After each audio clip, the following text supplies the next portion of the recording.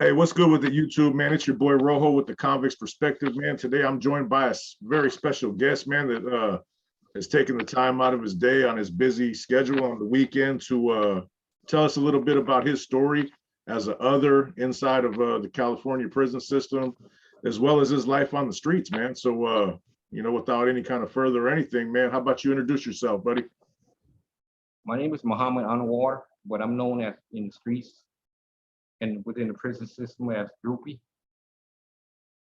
Where you originally from? I'm originally from IE area, Riverside County. So, man, how did you start off in the gang lifestyle, my man, if you don't mind? Oh no, I don't mind. I grew up in environment, um, basically in the hood areas, and my family and relatives and other individuals, agent individuals were in agent gangs, or if they wasn't in agent gangs, where they were associates. Basically, I looked up to my older brother. He was from Oriental Boys, um, and looked up to other individuals like himself. Um, he got locked up eventually at the age of 18 for attempted murder on an individual. Um, and after he got locked up, I was kind of like still wanting to join a gang. I just wasn't sure if it was going to be Oriental Boys or a different gang. So since he got locked up, he wasn't really in, it was open to me. He wasn't influenced or wasn't obligation to join Oriental Boys. So I kind of met other individuals from, other Asian gangs in different territory and different turfs, got to know these individuals, and just eventually chose to join a gang, a mixed Asian gang called the Other Side Gang in the IE area, basically in Riverside, Corona, and Marine Valley area. I'm from the one in Riverside, but the one in Corona is practically the same thing because they were so close together. The Marine Valley one was maybe like a 30-minute distance away. Um, but I joined that gang because I felt like, they were more in line with what I wanted to represent. And, they were living in, basically the Oriental Boys, they were pretty much in the ghetto areas, kicking it in the couch, drinking 40s and things of that nature, and using drugs. And their women was kind of, straggly looking and things of that nature. So I wasn't really feeling that versus the Other Side Gang. They were more in the suburban area. They were promoting house parties, promoting functions. They were doing things of that nature. Um, they had better women, of course, because they were in a suburban area. And with Asian gangs, it became a trend to where we started in the ghetto as a self-defense mechanism to the Southsiders that would bully and punk us and things of that nature. I never imagined growing up there would be Asian gangs, but when you start punking individuals, a certain race, and you have to form a gang as a self-defense mechanism for your people. But as time goes along, it was a trend, and different people from different Asian races in different cities and different areas will start their own gang, whether it be a suburban area or even an area that's well off, and even family members of theirs that own businesses and stuff. So with Asian gangs, it was just pretty much when it became a trend, it didn't matter what area it was they can form their own gang just because it became a trend. So that's just a brief summary um, of that my history regarding that nature. And how long were you involved in that lifestyle, would you say, roughly? I was involved in that lifestyle. If you want to include the prison system, um, for if I have to guess at it, I was involved in that lifestyle for probably uh, maybe close to 20 years, to be honest, Right. if not more than that. Right. So was the gang life what ended up ultimately led you to go into prison? Yeah, I mean, it had a connection, right? Because when you're in a gang life, there's different people within the gang that did certain things for the gang. Right. whether it be the trigger man, which we didn't have no issue with someone doing a drive-by or being a trigger man, because every individual will want to be the trigger man because they want to make a name self within the gang. But they had individuals that would go after girls, individuals that were selling drugs, individuals that would do, rob people, home invasions, individuals that would, steal cars and steal car radios and stuff. So, you had groups in the gang and individuals that would do certain things for the gang that they were comfortable with. Got you. So me personally, I was selling drugs and making money. So, with a lot of the groups, man, Northern, Southern, a lot of their adversaries are usually their own people in a sense. Would that be the same with Asian groups or others, however you guys would refer to yourselves? Would your primary adversaries be those of your own kind? You're talking about in the streets, right? Yes. Yeah, it would be against our own people, different other Asian gangs. Right. Because every Asian gang had to make a name for themselves.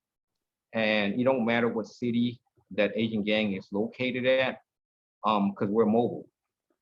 We would travel to different cities and do drive-bys on different gangs to make our name for ourselves, and they would try to make a name for themselves too, and things of that nature. So we would go at it with our own people from different Asian gangs and secondary.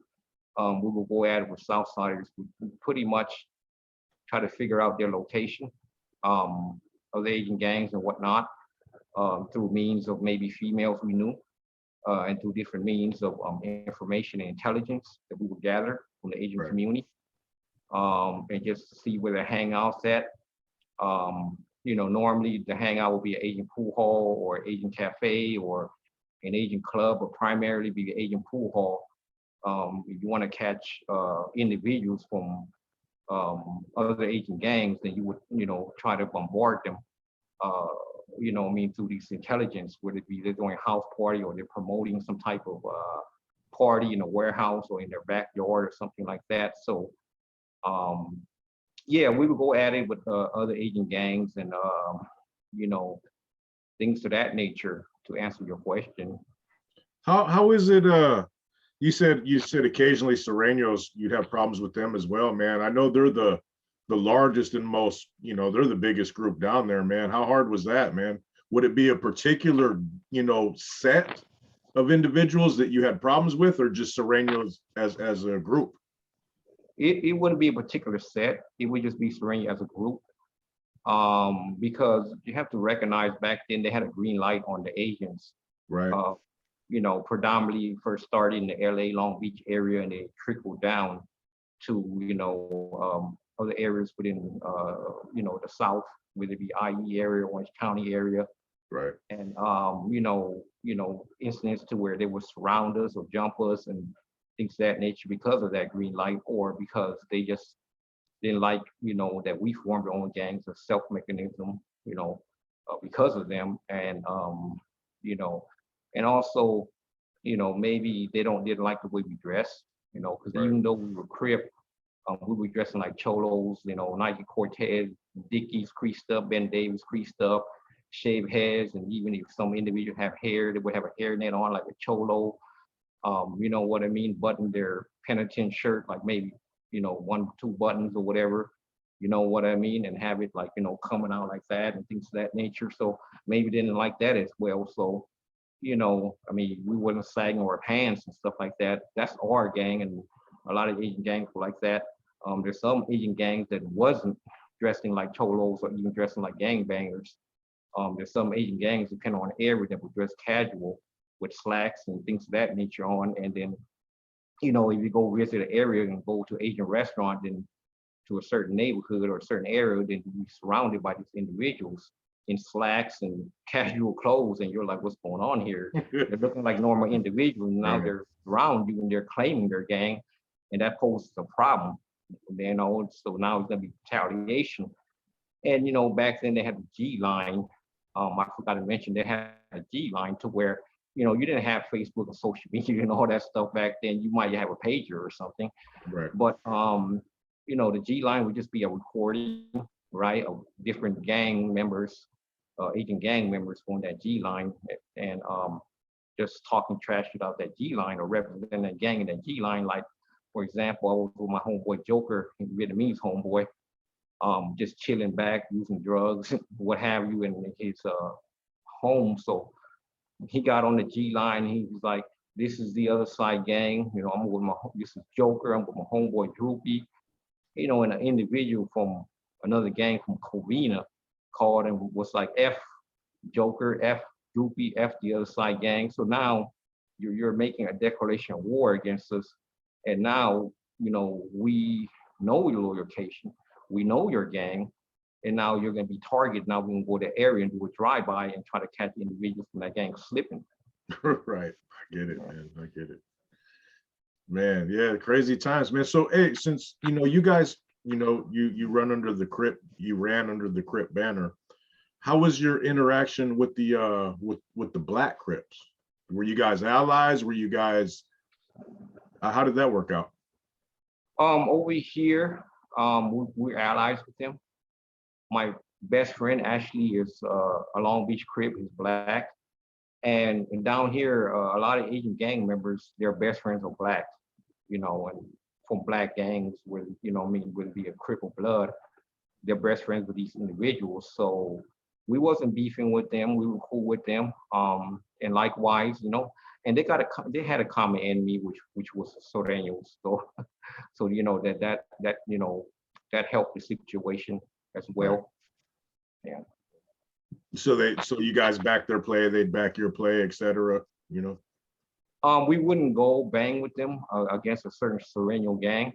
That would be their own thing. If they wanted to do a drive-by or do something, then they would have to go on their own initiative. And we would go on our own initiative, and that would be it. You know what I mean? So, as far as business goes, if they want to buy like artillery from us or something like that, and they got the money, then we would negotiate those transactions. Got you. So, as far as incarceration goes, man, where have you been, and how much time you think you've done? I did 2 terms, so I did 11 years total for those 2 terms. I've been to Centinela State Prison, and then I've been to Susanville. How was that, man? It was quite an experience. I didn't know what to expect. I didn't know these people was gonna accept me. I didn't know what these people was gonna ask me to do, being a gang member. I just, was kind of mad at the individual that ratted on me. I believe that he's supposed to be shackled next to this another individual, getting a bus ride to prison. I didn't believe it should be me. I believe that it should be him taking responsibility. You know what I mean? When he got busted, ratted on me, and I was pissed off. I was nervous. Different things going through my mind. I wouldn't say I was necessarily scared, but of course, I'd be nervous and just like, man, well, what am I going to be required to do? Am I even going to make it home? I don't know, you know what I mean? But nevertheless, I just embrace the situation, and that's just a reality situation. Whatever I got to do, whatever I got to do at that point, I'm already getting a bus ride over there. Right. So, in my history in prison, I've done 4 terms myself. Most of them have been, validated as a gang member. So I have the indeterminate shoe. They got rid of that now. You probably know that, but Yeah. I never really seen others as a group inside a prison have too many issues. Was that your experience too? Did you have a pretty smooth couple terms, or did you guys have issues with other groups? Or because I've never seen the others have any problems in any of my times in any of my trips ever. To answer your question, we're small in numbers. Right. So we try not to initiate any type of disrespect towards another group. But sometimes those things happens. You have a JCAT, or you have an individual that is not really up there as far as his mentality goes, and his mentality might be a 7th or 8th grader. So, and he doesn't really know any better, even if he got laced.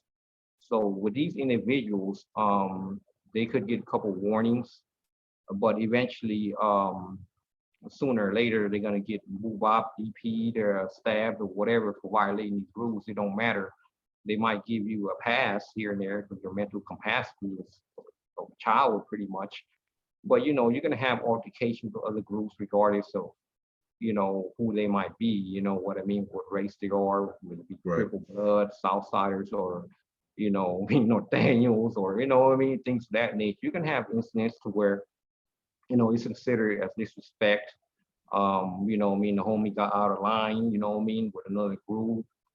They felt disrespected, the homie, was hollering too much out of his cell and just talking, mad trash and things of that nature. And what I mean, things of that nature. So you can have incidents like these where it's going to be institutional warfare sooner or later, if you're there long enough. Right. So, and even if you're not, you got a short term, you got to embrace the possibility that you can be called upon, because you haven't even proven yourself, right? So that's the situation I was in. I had to represent my gang as a gang member. The expectation of an Asian gang member within that corps is a higher expectations. That's how I felt when I was there, and the vibe I was getting towards a non-affiliate Asian guy that wasn't involved in the gang. So we don't know these individuals down with the cause.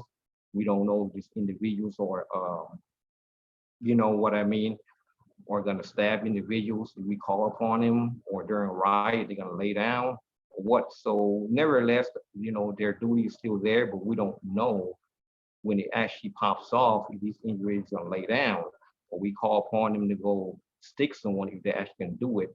So that poses no problem, because if they decline, now individuals like myself could be chosen to go handle these individuals now. Right. So, but in some cases they would chose individuals based upon their standing within the group, or sometimes they won't. They have a wrecking crew there that individuals would love to have for individuals to mess up within the car, and to just kill and maim these individuals. You know what I mean? No doubt. So it depends on the homies, on how they want to handle the situation, who they want to choose with these situations. But during institutional warfare, everyone's obligated to contribute, and everyone's obligated to what I mean, have a shank in those situations, and try to kill the opposition with full force. Does that extend beyond just the Asians? Would that also include, like, say, the Samoans, Tongans, and whoever else would ride in the Asian car? Or is that just what you guys expect as Asians? We expect the whole car, whether it be an Asian or Pacific Islander. Now, mind you, as you probably know, you have individuals that roll with the other's car that weren't Asian or Pacific Islanders. They would probably be Cuban, Puerto Rican, and things of that Right. nature. So those individuals are also expected, but we don't know if they're really down with the cause, because the thing about that one, that they grew up in a different environment. What I mean, they didn't have the same upbringing as Asian Pacific Islanders, because we hang out together. We have the same upbringing in the streets. We were, in the same gangs. You know what I mean? Because with Asian and Pacific Islander gangs, we have individuals that will be in the same gangs.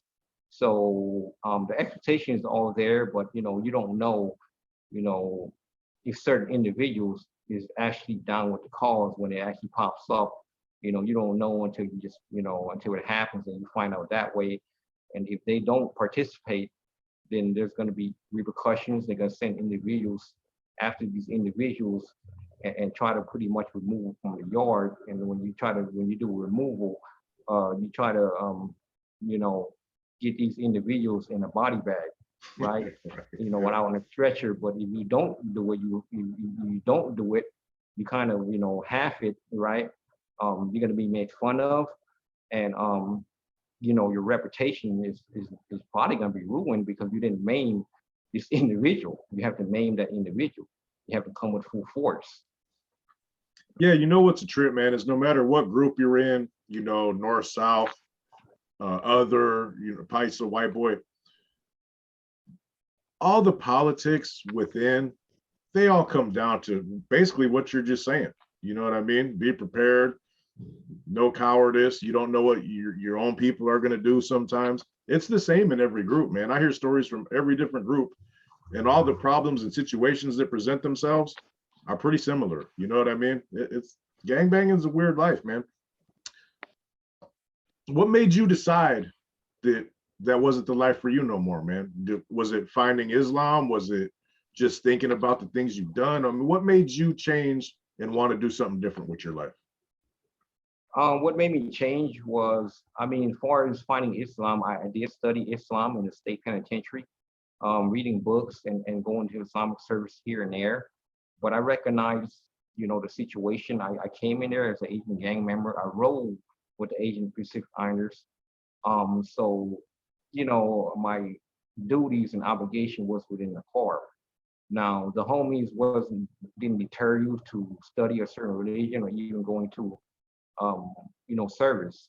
So I went to Islamic service here and there, and you have to recognize a lot of individuals in those Islamic service are black.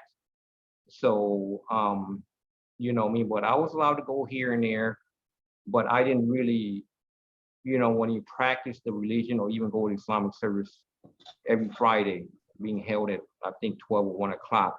I just pretty much studied it, read the books, learned how to speak Arabic in there and stuff and things of that nature. Learn how to read Arabic, excuse me, and I know how to speak a little bit of it. But as far as religion-wise, I knew my place, and in the environment I was in, I knew my obligation was with the Asian Pacific Iron Corps, regardless of the situation. And but it's pretty much during my second term, it was kind of like, okay, I got released and I was kind of like thinking to myself, like, I mean, I can't catch a third term, man. I'm tired. I don't want to do this no more. It's time just to focus on, Islam and practice Islam and study more and just live my life as an individual, a normal individual, me practicing the religion or just changing my mentality. You know what I mean? You don't have to aspire to religion, but I know how to change my mentality. Otherwise, I'll be back in there, and maybe even for good. You know what I mean? Right. With the homies up in there, and that's what I wasn't trying to do all that. So, I just felt that, hey, I was just lucky to get out of there in those 2 terms, So why am I gonna, push my luck again, for lack of word? I wasn't trying to do all that again. So I know you got your own platform here on YouTube. You want to tell the listeners the name of your channel? The name of my channel is Muhammad Anwar Project. I know it's kind of hard to spell out, so maybe you can. I'll leave a link for you for sure. And since walking, deciding the gang life, really wasn't what you wanted to do, after that second term. What's some of your goals nowadays, man? Oh, some of my goals now is continue what I'm doing, gang prevention, trying to change, our youth perspective in life. So they don't have to face the challenges that we have faced as a youth, adolescents, and even as adults. So, and just let them know you don't want to go down that road. You don't want to ruin your life. Just and connecting with like-minded individuals like yourself and progress in what I'm doing. And just, changing people's lives, hopefully, and giving people awareness of the situation. So just a brief summary, that's what I'm trying to do moving forward. And I believe it's just the beginning for me. Right. Yeah, no doubt, man. We look forward to work with you more in the future too. We'll get that kind of stuff. These opportunities that we talked about, before we started recording, we talked about, how our platforms can open up other doors for us to continue our message in other ways, and if that opportunity presents itself for you or us, man, I'd be honored personally to work with you, and whatever the case might bring up, man, we're down. Count us in, because we're trying to do the same thing you are, man. Trying to get the message across that there's more to life than You know, what do we decide? You're gonna die or you're gonna go to prison for a long, long time. You know, there's not gonna be, you know, what we were talking about is like the temporary fame you get, you know, from the stuff you do on the streets, you're hood famous. Man, that's not the way to be famous in life, man. That's not the legacy you really need to leave. You know, that's temporary. That could be taken away like that in that lifestyle. You know, but when you work hard and you avoid that kind of stuff, man, the rewards could last a lifetime. You know what I mean? And that's what I want to instill. And I'm sure, you know, maybe not in so many words, that's the same thing you're shooting for, man. So it'd be a pleasure, bro. No doubt. I look forward to it, Likewise, man. likewise, I appreciate that, brother. Yeah, no doubt. Hey, in closing, man, I don't want to take up all your time, man. Is there any other messages you'd like to convey, man? I'm gonna leave a link for your channel so people can come check you out. Any final words you got? You know, basically my final words I got is I appreciate the support with individuals like yourself. I appreciate you having me on your platform. You know, to get my word across, and you know what I mean, and portray me as a, you know, in a positive light. No doubt. And I just hope that, you know, people just listen. You know, our youth just listen, regardless if, you know, they're Asian and Mexican, white, or black, or regardless of what they are. I just hope Right. they listen and know there's a better route, and there's, you know, you don't want to face the same challenges that individuals like myself have faced. You know, it's just not worth it at all in any aspects of the situation. Yeah, a lot of people in that lifestyle have no idea, you know, until they end up thrown somewhere behind them walls, what it's really going to be like. You know, they're out there, they still got the women, they still got the money, you know, they're partying, whatever they're doing criminally, it's irrelevant. They don't even know what it's going to be like when they get behind one of them level threes, one of them level fours.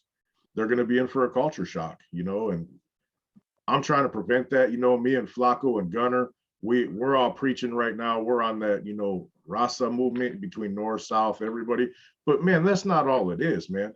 It's everybody who's conducting themselves like a grown man and trying to better their communities. It doesn't, the race doesn't matter, bro. It's like it's all what's up here in the message you're trying to push. It don't, like you were just saying, black, white, Asian, Latino.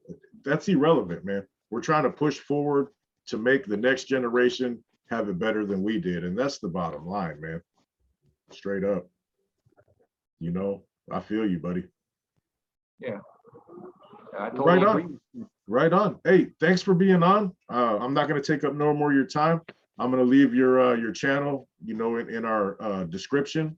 And hopefully we get some guys come check you out, man. Check out your material. I know you're pushing that positivity over there, man, and sharing yourself with the people. And I'm definitely going to be watching you from now on too, man. And hopefully we can do this again, brother. I appreciate it, brother. Right on, my man. Well, thank you and have a good rest of your weekend. And I'll see you soon, my man. Thank you, brother. You enjoy the rest of your day with you and your family. Yes, sir. Yes.